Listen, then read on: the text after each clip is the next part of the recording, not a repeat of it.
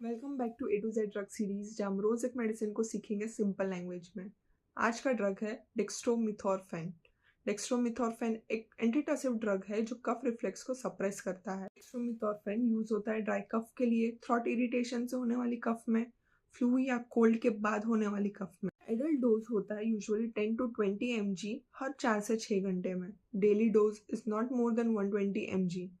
Wait cough बच्चों या ज़्यादा डोज में यूज़ करना अवॉइड करें क्योंकि डिजीनेस और मिसयूज़ का रिस्क होता है। कल मिलेंगे ई से नेक्स्ट ड्रग के साथ।